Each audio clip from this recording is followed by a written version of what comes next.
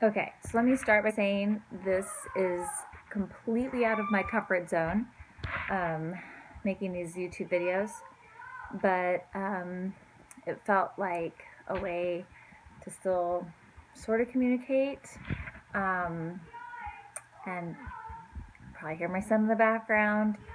So it works for me too in the context of this new normal we're living in for the next few weeks. Okay, so the first PowerPoint that I want to just give you a context for is the Slavery by the Dates PowerPoint. What I'm trying to get you to think about here with this before you watch the film that we would have watched in class anyway is how long slavery lasts. Like, we usually talk about the end of slavery, we think about emancipation, and we often forget that it was like most of our history. So, I shouldn't say most of our history, but longer than most of us think about. So, I have on here a handful of dates, and it looks like some kind of story problems. The first date on there is 1619.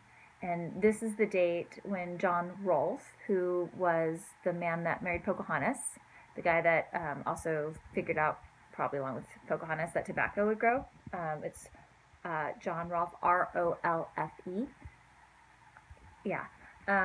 He wrote into his journal that 20, quote, 20 and odd Negroes had been brought into Virginia. And there's some debate about the status that these people of African descent kept. They had been captured, kidnapped from Africa, and they were on a vessel that was, I don't now remember if it was Spanish or Dutch, but it got blown off course, and it needed supplies. So it traded these enslaved peoples for the supplies. Now, they had converted the enslaved peoples to Christianity while they were on the ship. And so when the ship landed here, the English law said that enslaved people could not be Christian. So again, some debate, but perhaps these people did not remain slaves. They, in fact, became servants. So if we want to date slavery from 1619, the 13th Amendment abolishes it in 1865, and we'll talk about that one of our last lectures, which hopefully we'll get to do in person. That would mean that we have 246 years of slavery. Now, if we date slavery at the start of slavery in 1640, which you're going to see the reason for that in the film, a man named John Punch, person of African descent, he runs away with two other indentured servants who are of European descent. John Punch gets, when they're caught, John Punch gets sentenced for his natural life, and the other two men just get additional time.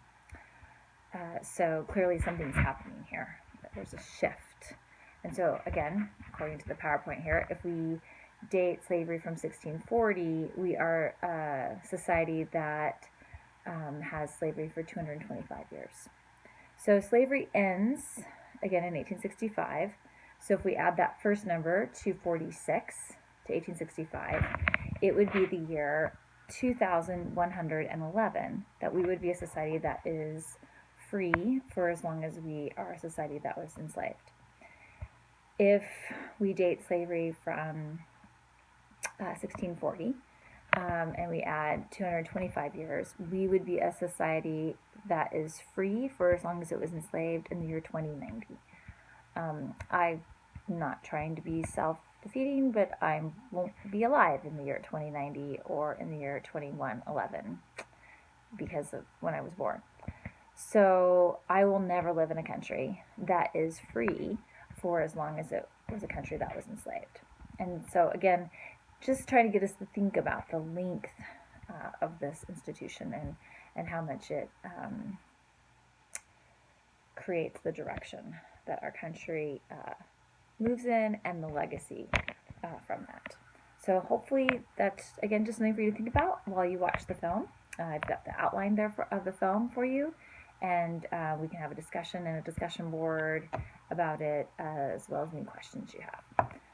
All right. If you have any questions, let me know.